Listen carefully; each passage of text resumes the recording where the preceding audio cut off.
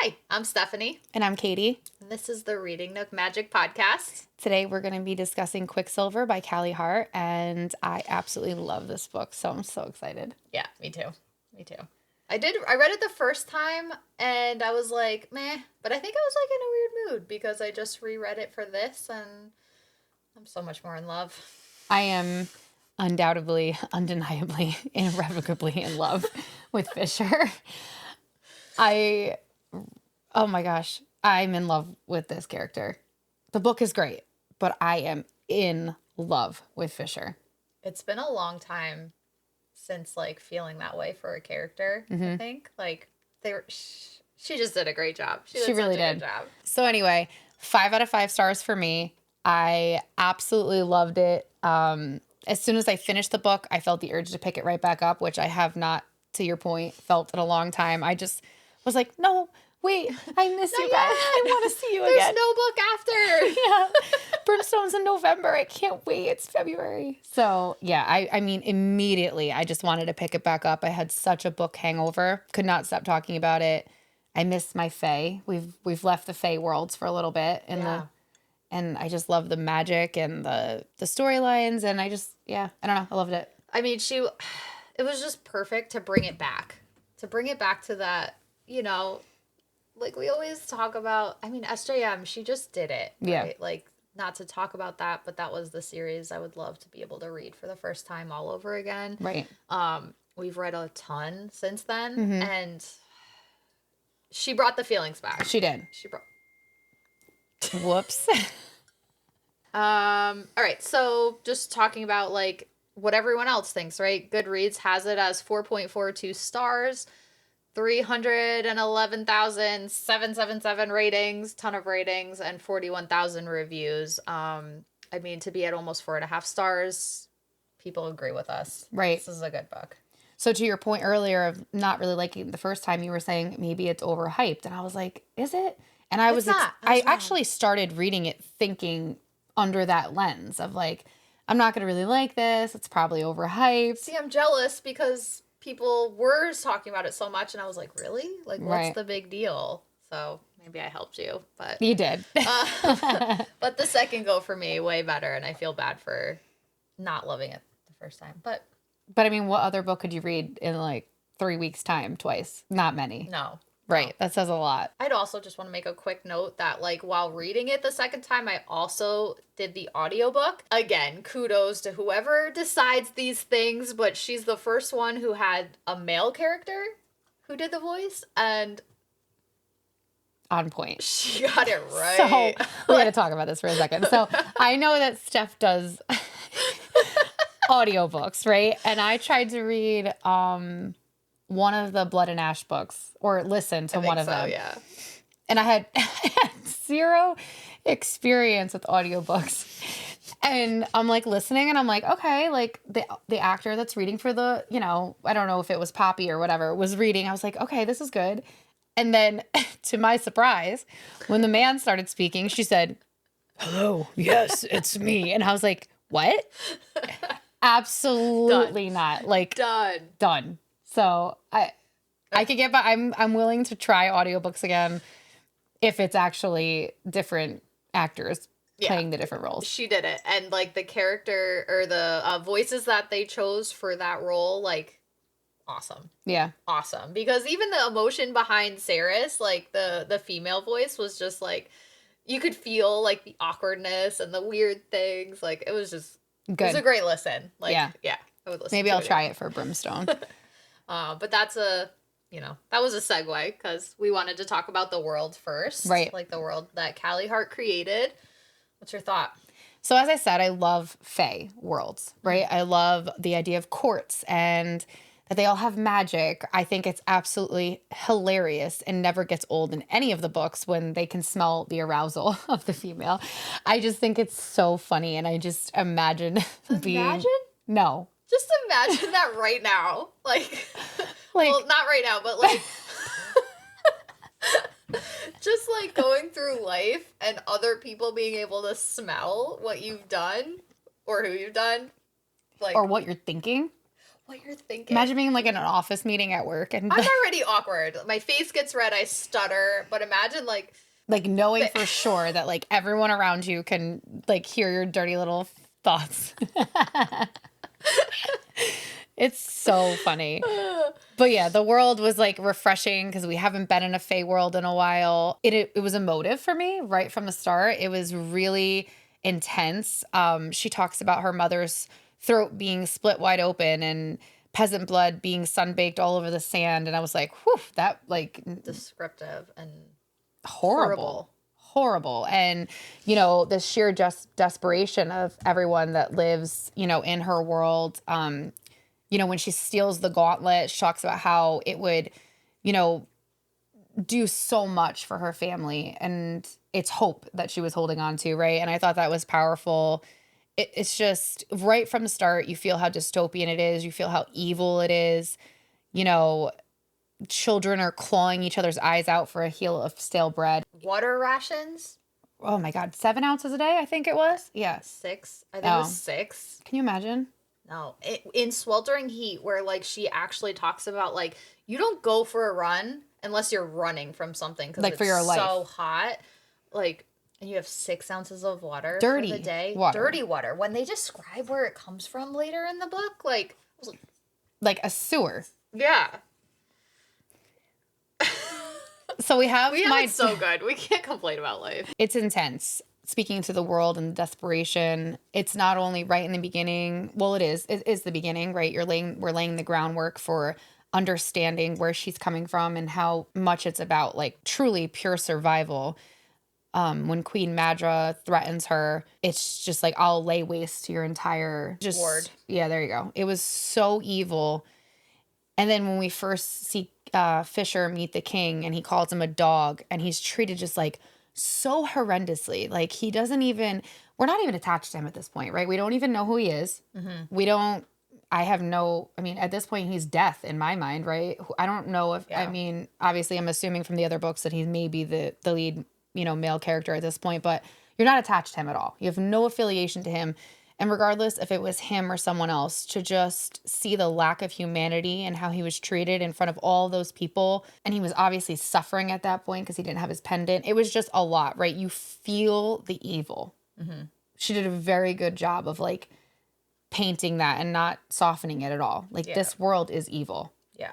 She did a great job at evoking the emotion and feeling what Saeris was feeling. Mm-hmm. Like, yeah, I think desperation, all of it just like heart clenching. Like, what? People like this exist? I know. And like she has followers and what? I know. What? You get to know the characters and it becomes even more intense, right? You're even more invested.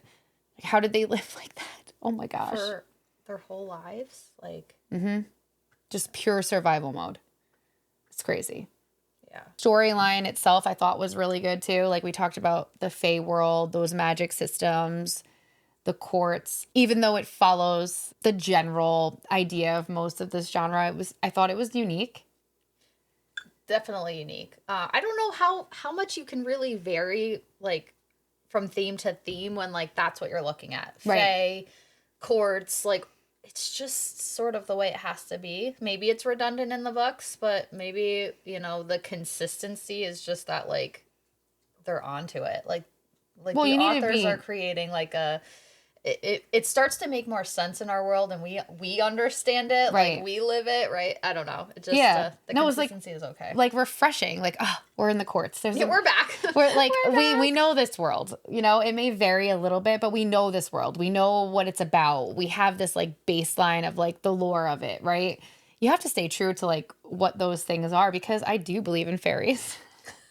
I do. I do too. I believe in magic. I believe in all of that. And actually what that brings me back to is even in this book, when they talk about how she got rid of all of those books, Madra got rid of all the books about Fae. So it became a fairy tale, not real. Saeris had no idea. Carrion believed it. We'll learn why. I think that's what we do too, right? Like we have these themes, right? Like witchcraft does not change. When you read all of these books and books that have been passed down for forever, the theme is still very much the same, which like makes, you know, You want to believe it. I believe that it was real. That magic was real. And I'm not going to let anybody make me feel weird for that. And you shouldn't. And, you know, I am a longtime original vampire lover. So, like, a little side tangent. And I have all of the books. Like, I have the first book ever. I don't know it off the top of my head. I have it somewhere. The first book ever written about vampires. I have it here on my bookshelf. You don't know what it is? I can't think of the name of it. It's not Dracula? Mm-mm. It goes past that? Like, it is old. I think it's like 1700s. Because this stuff has been around forever. And at the same time, like, well, let's not get into religion and all that, but I don't know, like, what's the difference, right? Like, this is the way human beings have related to the world around them. Who's to say? Like, I don't know. I love it. I'm a grown adult, and I am obsessed with believing Me too. in this. Me too. So Callie Hart did a very good job of creating that world, of giving us the background story for the characters as, like, you know, laying the basis for the journey we're going to go on with them. Yeah. Like, we knew characteristics of each person before they started getting complicated and interwoven. Mm-hmm. Not so much between Carrion and Saeris. That we knew enough about their personality traits and who they were and some of the hardships so that when they did start to deep dive each other, it made sense. Right. The interactions made sense. I wasn't like, what is going on here? Like, right. This doesn't make, you know, like, I actually felt so involved and I knew what was happening. I understood the emotions invoked by each person. She did great. She really did. Yeah, so you feel connected to them. I know Saeris' personality was absolutely kick-ass, and we both connected to her on different, levels. She says at one point that a man might either get lucky or be beaten unconscious depending on my mood when I sat my ass down at the bar. And I gotta say, guilty as charged. And I just love connecting to characters like that. I love when you, like, hear a little piece of who you are. It makes it that much more real. And again, you feel so much more connected to them. And I was like, yes, that's... And then you feel validated. Right. I don't know why. Like, but being seen is so important in society for us right now, is just being understood, showing up as our authentic selves. It's just important. So when it happens, I mean, mine's a little less intense as yours, but, like, she gets so awkward when she interacts with Fisher. Like, she says dumb things. She does dumb things. It's like, it's actually painful to to watch her do it. And it makes me happy, right? Because that's what I feel like my interactions are. If there's an attraction, or even if there's just too much pressure on a situation, I sort of crumple, get awkward, and I'm like, I almost have to apologize. Like, I'm not that dumb. Like, you're not dumb at all. But I know, but you get in your head. Just some of the things I do. It's like, well, and you're not dealing with a person that was trying to make you uncomfortable, right? Like, he was, like, trying to make her uncomfortable. He was trying to make her hate him, right? So imagine that. Imagine meeting a man that's like, wow, he really knows how to make me feel like a complete idiot. I would run the other way. Like, well, maybe not. I mean, I guess you can't in that sort of situation. No, if somebody was making me feel that dumb, I'm like, okay, I don't know what to do, so I'm going to go. See, I'd probably punch him in the throat. So. A little bit of both. She's a little bit of both. So she did that. Yeah, she punched him. Yeah. The progression of Carrion was really interesting. The way she describes him in the beginning of the book, I mean, it holds true. He's always the guy that's talking about sleeping with somebody, or who's attractive, or how much she likes him, or, you know, he even talks about threesomes a couple times. I don't know if you caught that. Like, he's just a little horn dog. So, like, that stays consistent. But you really, you know, you first get introduced to him, you're like, all right, maybe this is the main male character for a second. I did at first, yeah. And then after you, like, kind of let that go, you're like, all right, this is just a jerk off to divert your attention. And I had zero idea that he was going to be so important to the story. When he comes back as her brother, when Fisher goes to get him, I was like, oh, this little turd's gonna be important, you know? It didn't flag me like that. I was just like, oh, why him now? Because now I'm invested in Fisher. Like, why? But then obviously, like you were saying, the development, I was like, he is so important. And he's like the comedic relief. He is. He's like the Riddick of... He is, right? He's like funny. You're like, dude, shut up. But it's also hilarious, right? And he goes from being like, as she describes, the most selfish, arrogant man alive, which again, he doesn't really leave that behind. But then he becomes someone that's like so pivotal into making all of this have resolution. I mean, he saves them, right? Out of nowhere. What's interesting about that is, how did no one else know he was Fae, right? We were talking about that. I thought Fae probably had a different scent than humans. I mean, what we already talked about with scent, like, they should know. Yeah, Like, but then Fisher calls him boy. He keeps calling him boy. Now, again, he feels threatened by him. He knows that she slept with him. You know, he makes him, yeah. So, you know, he feels a certain sort of way. But I don't know, like, would he call him boy just simply to put him down because he's jealous? Or did he really not know he was Fae? I don't know the answer. Yeah. I don't know. I don't know either. I don't know if we're going to get that answer. If that's just like a, shut up and take it. Maybe. But that's the thing. This is only book 1. I don't know how many books are in this. I don't know. I know there's at least one more. I'm sure there probably, it's so good. There's gotta be more, yeah. I'm not mad about it. But yeah, to your point, like, he was the one that nudged Saeris to be like, why don't you ask the Quicksilver questions? Like, he was so pivotal to every important part of this book. He really was. He was debatably the annoying purple glue when you thought it was clear, but like important to like glue it all together. Yeah. I don't know where he came up with that, but like, it's like you don't want him there because he's annoying. He's definitely annoying. I liked him. Did you? I did. This is Carrion fucking Swift, she says. Is this good enough? No, it's fucking not. Go get my brother. And he's like, well, too bad. So sad. I attempted. That annoyed me, but whatever. I guess we'll let it go. Okay. Liar. So Everlayne. Angel from heaven. Love her. She's just like, even though she's not a mom, she's like the mom of the book, keeping everybody in control. Mm-hmm. She's so good-hearted. She cares. You know. Yeah. We need that. She's someone that, you know, as the story progresses and she comes back in the end, that she's so kind-hearted and so sweet. And you know it's Fisher's sister, and doesn't hold a grudge, and she was so supportive and welcoming to Saeris when she got there that you can't help but be attached to her, even though she's not like the biggest part of the story. But you're invested. She's like a safe place. Right. You're like, oh, not her. Not her. Not sweet Everlayne. No. I know, she's so sweet. Back. So I think she'll either become a bigger part, or she just represents, you know, innocence and how this world will take that even, right? The king doesn't even care about her. He doesn't care about her. It's his daughter. He does not care. It's very apparent. And it's sad. It just kind of plays into that again, just like reinforcing like how dark this world really is. I think that's why she is so important to the story, though, because that is your like little ray of hope. Like, besides the main characters being interwoven and amazing, there's just so many good characters, good fairies, good people like in this book that like, that's like the burst of hope I just need in life. But it's okay. There's good people. There's good people. There are good people. I swear to God. Please. So Carrion with his little one-liners, and he says to her, so you kissed that guy then? The one with the creepy sword and the bad attitude? You're right, ignore me. I like that challenge to the main male character where there's someone who, you know, poses a threat in some way to the girl he's got his eyes on. I appreciate that. I appreciate it in every single book because we all fall in love with these characters, but it gives them a little bit of a depth and humanity. Like, you can be challenged, you can be jealous, you can feel threatened.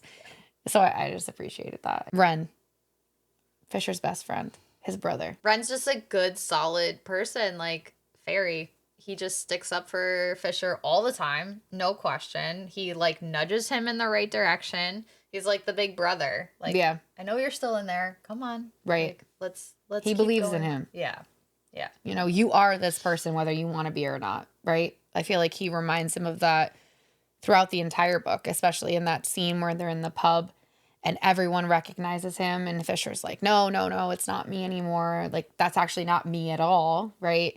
And he rejects that adulation and admiration. And so, to your point, there's so many... Don't act like we can't bring attention to the cute little thing you're petting. We got a little puppy. We got a little puppy here. We have a new guest. We have a special guest, Rory.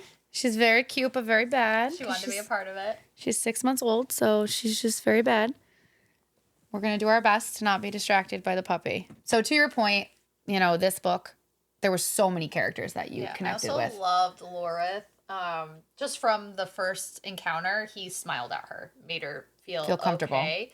And then he just proved himself to be like another awesome person. Loyal, like will follow Fisher to the ends of the earth. Right. I just like loved him.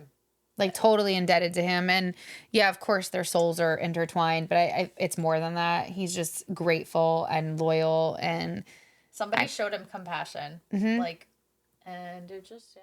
And he hasn't lost that beauty of being an artist and singing. I mean, that says something. To live in a world that's so oppressed and, you know, live through so many things and not lose that part of yourself, it's not easy. It's really easy to lose that part of your personality and who you are. I think that's why I love this book so much, is there's so many of those characters that we've just been talking about that they haven't lost their sense of good. All right, Fisher, my favorite character of all. I've been waiting. I love all the other characters, but not really compared to Fisher. He's the one. He is the one. I know I said that Xaden was up there for top main male characters. However, Fisher takes the cake. He's the winner right now. He's the number one. I don't know about number one. I mean, Akatar, Reese, Cassian, they're there. They matter. They're my old friends. However, Fisher is legitimately amazing to me. First of all, she does such a great job of making you not like him, right? He's so crude in the beginning. He says the rudest little things, like, you could at least say hello before you start I fucking me. And or he calls her a little bitch, and he like, oh my god, what? Literally, like, yeah, his exact words, I wrote it down because I thought the same thing, is maybe the issue is that you asked me a question about my cock like a hungry little bitch in heat and didn't ask me something that mattered. I was like, this is the dude we're supposed to fall through? Like, what? So I actually was thinking about you. He first started saying those things like, you know, such a pretty little doll in her pretty little dress, aren't you? And just being such a jerk. I was like, oh, this is why Steph didn't really like this book. This guy's a complete a-hole. I thought that was why. Yeah. Little did I know. In the same breath as him being a jerk, you start to see his humanity a little bit. You find out he's Everlayne's brother. She does a great job of making him a jerk. The enemies to lovers theme, he's your enemy in the beginning, right? You're like, ugh, disgusting. What a little pig. But it changes like, quick. Who says stuff like that? I mean, dudes do say it, but usually they just stay as a jerk. They don't, like, do a turnaround. I just, like, imagine just being so intentionally mean to somebody to push them away. I don't relate to that because, like, you couldn't do it. I'm still nice. Like, no matter what, I'm just still nice. So I can't imagine operating like that. I could definitely do it. Yeah, I guess you could. I don't know if I would say that kind of stuff. But even still, like, it happens quick. She's like, even though she's feeling that, she's having this conflicting emotion of him being the epitome of everything that was strong, everything that was male, everything that was powerful. He was so much more than she'd experienced before. And I was like, ooh. Yeah, okay. So then at that point, you're like, it's giving like the bad boy, I just want to try it vibe, but not really the I'm going to fall in love with him vibe. So again, even still, she did such a great job of like, okay, we've realized it's the main male character, but we're still not like emotionally invested in him. Mm-hmm. We're attracted to him. We're really feeling what she feels, right? Okay, so he can get it. One night only. Yeah. I love everything he said. I wrote down so many quotes that he said. And he's like, you know, you're right. I don't think you'll invite me. When the time comes, I think you'll bed. Bed. Freudian slip. Okay. You're right. I don't think you'll invite me. When the time comes, I think you'll beg. Okay. I was like, with that confidence, it must be true. He shows his jealousy. He's like, you know, yelling at her about sharing food with Carrion. He's like, don't ever do that again. Why? Just because I fucking said so. He's like, and it gives was no like, reason. No. Just you're not allowed to. She didn't like get that though. That was the only thing where I was like, how did you not know that it was pretty obvious. Like, I just think because he's still cold. Like, right. Because he's mean. Yeah. Like, why do you care? But he made Carrion like scrub himself. She didn't realize till later. Come on. Obviously, it was not to smell you on him. Duh. I would have fell in love with you faster, Fisher. You could have had me. Could have had me. Like I said, I wrote down, I flagged so many of his quotes, and I was reading this on Kindle, and there was so many quotes from what he said that were like, in Kindle, you can kind of just, we're new to Kindle. She is. I don't have it yet, but after what she said about this, I feel like that's the way to go. Yeah. It'll show you, like, 14,000 people highlighted this quote. Like, it'll show you, like, I didn't highlight all the same things, but it kind of gives you, like, a, this is what everyone's feeling kind of vibe. But again, the progression of like him and becoming, you know, someone you hate versus someone you lust after versus someone you love. You know, obviously he starts to say things like, she is moonlight. She is the mist that shrouds the mountains, a bit of electricity in the air before the storm, the smoke that rolls across a battlefield before the killing starts. You have no idea what she is, what she could be. You should call her her majesty. That's right. Why I wrote swoon. That was that page? That was that, yeah. It was like swoon. Literally. Like, you should call her your majesty. Okay. That was so random, too. Out of nowhere. And I love the little, her sitting next to him at the table and everyone being like, the little fire sprites, which I love from Crescent City. I like love my little fire sprites. Yeah. Just like, oh my gosh, you can't sit there. And even Ren was like, are you sure? And he's like, yeah, really, it's fine. She could sit there. It's like setting it up. I knew it. I didn't know exactly what it meant, but I knew it obviously was some sort of hierarchy. Like, she wasn't supposed to be sitting there. Another one of my favorite things that he says is that every warrior in an ear will smell me on you. Fisher's voice grumbled in my mind. I'm going to make you hoarse from screaming my fucking name. I'm going to mark you in every way imaginable so that everyone knows you're fucking mine. And when you hear it in the voice, the audiobook, oh my God. Take me. I'm yours. Please. Seriously. Whoa. Listen to the book. I'm gonna. Except don't be going anywhere that, like, you have to, like. That people can see me. You have to, like, see. It's one of those things, like, right, what we were talking about before, where you, like, if people consent your, like, arousal and all that stuff, like, imagine.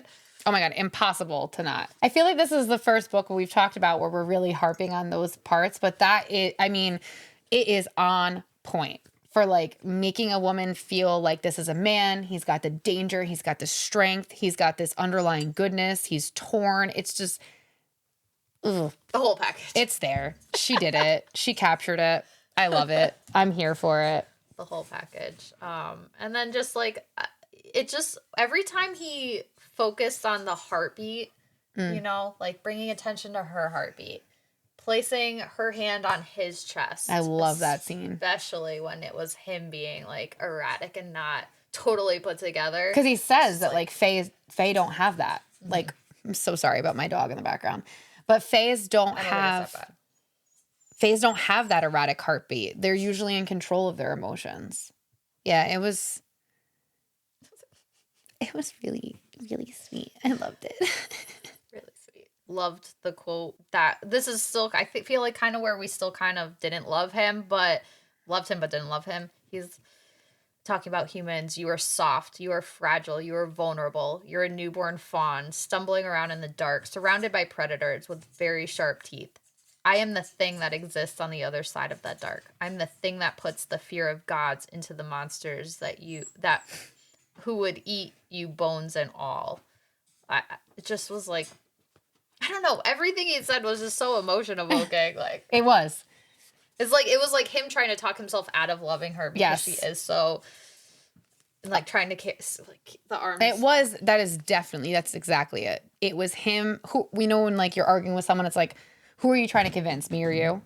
He was trying to convince himself the whole time. Yes, he was trying to convince her and push her away, but it was also like an internal dialogue. Fisher and her have their moment and he kind of like accepts what he's feeling, and you know, if we get on with their relationship, and you realize that Osha was always endearing, right? She talks about it. She talks about how it went from something she couldn't stand to something she loved. And then we all can really appreciate that. Well, the one good thing about this book is that she actually had a nickname we liked. Yes, that's a first. We were just complaining about how don't do it anymore. We hate it all, but I love Osha. Yeah.